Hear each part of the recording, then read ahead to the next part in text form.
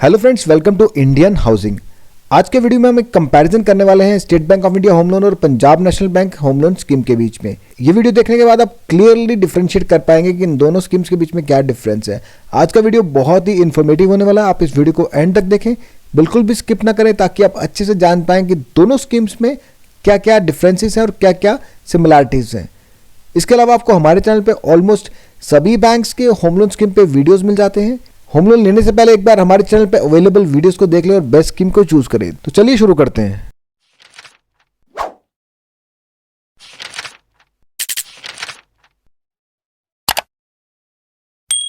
दोस्तों, आज हम कंपैरिजन करने वाले हैं State Bank of India home loan और Punjab National Bank home loan scheme के बीच में।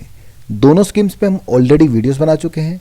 इसके अलावा आपको हमारे चैनल पे ऑलमोस्ट जितने भी बैंक्स इंडिया में अवेलेबल हैं, चाहे वो प्राइवेट सेक्टर बैंक है, पब्लिक सेक्टर बैंक्स हैं या प्राइवेट कंपनी है, सबके होम लोन स्कीम पे आपको हमारे चैनल पे वीडियोस मिल जाएंगे। होम लोन लेने से पहले एक बार उन वीडियोस को देख ले और बेस्ट स्कीम को चूज कर ले। कंपैरिजन स्टार्ट करने से पहले बात करेंगे एप्लीकेशन प्रोसेस की। स्टेट बैंक हो चाहे पंजाब नेशनल बैंक हो, दोनों का होम लोन एप्लीकेशन बहुत ही सिंपल है, बहुत ही हेजल फ्री है। आप अपने घर बैठे मोबाइल या लैपटॉप से ऑनलाइन अप्लाई कर सकते हैं बहुत ही ईजिली। इसमें आपको कोई भी हेजल्स नहीं करने पड़ेंगे। अगर किसी को ऑनलाइन अप्लाई करना है, लिंक नहीं मिल रहा है, तो आप मुझे कमेंट बॉक्स में पूछ सकते हैं, मैं आपको लिंक प्रोवाइड कर दूंगा। अदरवाइज ऑफलाइन चैनल्स भी अवेलेबल हैं, क्योंकि ये दोनों बैंक इंडिया के लार्जेस्ट बैंक्स हैं और ब्रांचेस ऑलमोस्ट हर जगह अवेलेबल हैं। तो आप अपनी नियरेस्ट ब्रांच में जाके भी अप्लाई कर सकते हैं और ऑनलाइन घर बैठे अपने मोबाइल या लैपटॉप से भी अप्लाई कर सकते। तो चलिए आगे इस वीडियो में दोनों स्कीम्स को कंपेयर करते हैं। सबसे पहले बात करेंगे एलिजिबिलिटी क्राइटेरिया की। एलिजिबिलिटी क्राइटेरिया दोनों ही स्कीम्स में सेफ रहेगा। कोई भी रेजिडेंट इंडियन इंडिविजुअल जिसका रेगुलर सोर्स ऑफ इनकम है, चाहे वो सैलरीड हो या नॉन सैलरीड हो, सैलरीड में सेंट्रल गवर्नमेंट, स्टेट गवर्नमेंट या किसी भी ऑर्गेनाइजेशन से सैलरी रहे, नॉन सैलरीड में कोई सेल्फ एम्प्लॉयड प्रोफेशनल है, ट्रेडर है, कोई भी प्रोफेशन हो सकता है, जहां से आपको रेगुलर इनकम मिल रही है और उसका आपके पास वैलिड इनकम प्रूफ है, तो आप स्टेट बैंक हो या पीएनबी दोनों से होम लोन ले सकते हैं। पीएनबी में मिनिमम एज क्राइटेरिया है 21 ईयर्स का, स्टेट बैंक में मिनिमम एज क्राइटेरिया है 18 ईयर्स का। बस मिनिमम एज में थोड़ा फर्क है। मैक्सिमम एज दोनों में सेम रखी गई है, दैट इज 70 ईयर्स। 70 ईयर्स में ये सारा लोन रीपे होगा। उसी के हिसाब से आपकी ईएमआई बनाई जाएगी, 70 साल के अंदर अंदर ये सारा लोन पे ऑफ हो जाए। अब बात करेंगे डॉक्यूमेंटेशन की। डॉक्यूमेंटेशन एग्जैक्टली सेम रहती है सभी बैंक्स में, चाहे वो पीएनबी हो या एसबीआई हो, दोनों में आपको सेम ही डॉक्यूमेंटेशन प्रोवाइड करनी है। KYC, pan card, income proof, salary account statement या बिजनेस अकाउंट की स्टेटमेंट और प्रॉपर्टी के documentation depending upon your requirement. Construction के लिए डॉक्यूमेंट्स अलग होंगे, परचेजिंग के लिए डॉक्यूमेंट्स अलग होंगे, तो डिपेंड करेगा आपकी कौन सी रिक्वायरमेंट है, उसके हिसाब से आपको डॉक्यूमेंटेशन भी प्रोवाइड करनी होगी। डॉक्यूमेंटेशन पे हम ऑलरेडी डिटेल वीडियोस बना चुके हैं, उसके बारे में अगर जानना चाहते हैं तो वो डिटेल वीडियोस को देख के आप जान सकते हैं कि कौन से डॉक्यूमेंट्स आपको प्रोवाइड करने पड़ते हैं। नेक्स्ट हम बात करेंगे लोन क्वांटम की।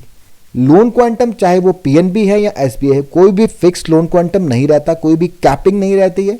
ये डिपेंड करता है आपकी प्रोजेक्ट कॉस्ट पे। जो भी आप घर ले रहे हैं उसकी प्रोजेक्ट कॉस्ट पे डिपेंड करता है और आपकी रिपेइंग कैपेसिटी पे डिपेंड करता है कि कितना मैक्सिमम आपको लोन क्वांटम दिया जा सकता है। बट रिपेयर या रेनोवेशन के लिए अगर आप लोन ले रहे हो तो उसमें कैपिंग रखी गई है। एसबीआई से अगर आप रिपेयर रेनोवेशन का लोन लेंगे तो मैक्सिमम कैप रखा गया 10 लाख का। इसको इंक्रीज भी कर सकते हैं under some circumstances, but normally 10 lakh rupees है। पीएनबी से अगर आप रिपेयर रेनोवेशन का लोन ले रहे हो तो maximum quantum is 50 lakh rupees. 50 lakh तक आप रिपेयर रेनोवेशन पे स्पेंड कर सकते हैं। इसके अलावा अगर आपको फर्निशिंग कॉस्ट भी ऐड करनी है अपने प्रोजेक्ट कॉस्ट में, फॉर एग्जांपल अगर आपकी प्रोजेक्ट कॉस्ट है 50 लाख और आप चाहते हैं कि एक प्रोजेक्ट कॉस्ट बढ़ जाए, कुछ और चीज़ें ऐड हो जाए इसमें, प्रोजेक्ट कॉस्ट अगर आपने ऐड करना है तो कॉस्ट ऑफ फर्निशिंग होता है जो आप बाद में लगाते हैं अपने घर में, फ्लैट में, जो चीज़ें आप लगाते हैं बाद में, फर्नीचर या दूसरा और भी सारी चीज़ें फर्निशिंग के लिए, तो फर्निशिंग कॉस्ट भी आप अपने प्रोजेक्ट कॉस्ट में ऐड कर सकते हैं। बट आपका जितना भी हाउसिंग प्रोजेक्ट होगा उसकी जितनी कॉस्ट होगी उसका 15% मैक्सिमम। फॉर एग्जांपल 1 करोड़ का आपका घर है तो उसमें आप 15% के हिसाब से मैक्सिमम 15 लाख जोड़ सकते हैं। दोनों ही बैंक्स में ये सेम रहेगा। फर्निशिंग कॉस्ट 15% तक जोड़ सकते हैं, उस पर मैक्सिमम कैप रखा गया है 50 लाख का। 50 लाख से ज़्यादा फर्निशिंग कॉस्ट नहीं जोड़ सकते, बट जितना आपका प्रोजेक्ट कॉस्ट होगा उसका 15% ही मैक्सिमम आप जोड़ पाएंगे in the shape of furnishing cost. Plot purchasing की बात करें तो एसबीआई प्लॉट परचेजिंग के लिए एक डेडिकेटेड लोन देता है, एसबीआई रियलिटी, जिसमें आपको मिनिमम लोन मिलेगा 5 लाख का और मैक्सिमम लोन मिलेगा 15 करोड़ रुपीस का। पीएनबी से प्लॉट परचेज के लिए लोन लेंगे तो मैक्सिमम 50 लाख आप प्लॉट पे स्पेंड कर सकते हैं। आगे बात करेंगे होम लोन मार्जिन की। होम लोन मार्जिन दोनों ही बैंक्स में सेम रहेगा। ये डिपेंड करेगा आपकी होम लोन रिक्वायरमेंट पे। 30 लाख तक का लोन लेंगे तो 10% मार्जिन रहेगा जो कि आपको खुद से कंट्रीब्यूट करना। 90% तक का आपको लोन मिल सकता है। 30 लाख से 75 लाख के बीच में लोन लेंगे तो 20% मार्जिन आपको खुद से देना है। 80% तक का आपको लोन मिल सकता है।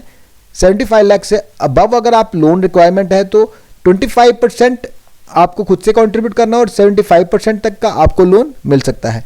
रिपेयर या रेनोवेशन के केस में 25% आपका खुद का कंट्रीब्यूशन रहेगा, 75% तक लोन मिल सकता है।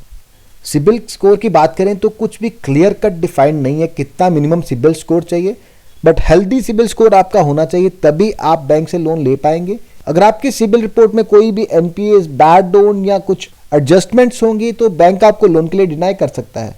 तो जितना क्लीन सिबिल होगा, जितना हाई स्कोर होगा, उतना लोएस्ट इंटरेस्ट आपको चार्ज किए जाएंगे।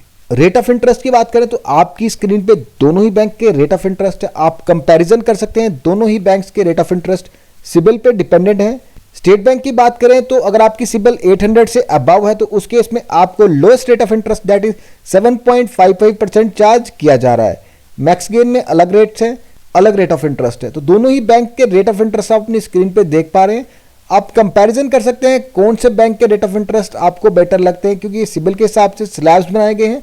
अब मैं एक एक स्लैब आपको रीड करके नहीं सुनाऊंगा, आप खुद ही देख सकते हैं कि कौन से स्लैब में आप फॉल करते हैं और कौन से बैंक के रेट ऑफ इंटरेस्ट आपको बेस्ट लग रहे हैं। ये कंपैरिजन आप खुद करेंगे कि कौन से बैंक के रेट ऑफ इंटरेस्ट बेस्ट है। इसके बाद में लोन सिक्योरिटी की बात करें तो दोनों ही बैंक्स में आपकी जो प्रॉपर्टी है, हाउसिंग प्रॉपर्टी जिस पे आप कंस्ट्रक्शन कर रहे हैं या फ्लैट खरीदे हैं, उसका इक्विटेबल मॉर्टगेज किया जाएगा और आपके जो टाइटल डीड्स हैं ओरिजिनल वो बैंक के पास रहेंगे जब तक कि आप सारा लोन रीपे नहीं कर देते। एक और चीज दोनों ही बैंक्स में आपको कॉमन मिल सकती है या सभी बैंक्स में ये चीज आपको मिलेगी, जो भी आप हाउसिंग प्रॉपर्टी खरीद रहे हैं या कंस्ट्रक्शन कर रहे हैं उस प्रॉपर्टी का इंश्योरेंस भी आपको mandatorily up to the loan term आपको करवाना पड़ेगा। जब तक आपका लोन चल रहा है तब तक आपको उस प्रॉपर्टी को इंश्योर्ड भी रखना पड़ेगा। अब बात करेंगे लोन चार्जेस की। लोन चार्जेस की बात करें तो स्टेट बैंक ऑफ इंडिया के लोन चार्जेस हैं 0.35% ऑफ द लोन अमाउंट। जितना भी आप लोन लेने वाले हैं उसका 0.35% आपको एज चार्जेस देना पड़ेगा। मिनिमम चार्जेस रहेंगे 2000 रुपीज, मैक्सिमम 10,000 रुपीज। और प्रेजेंट टाइम में उस पर वेवर चल रहा है 1/8/2022 से लेकर 30/9/2022 तक। अगर आप स्टेट बैंक से लोन लेते हैं उस केस में आपको 50% तक का वेवर मिल सकता है। जितने भी आपके प्रोसेसिंग चार्जेस बनेंगे उसका 50% वेवर आपको मिल जाएगा। फॉर एग्जाम्पल अगर आपके लोन चार्जेस 5,000 बनते हैं तो आपको 2,500 2,500 ही देने हैं। 2,500 का आपको डिस्काउंट मिल जाएगा क्योंकि 50% वेवर है इस पीरियड में अगर आप अप्लाई करते हैं।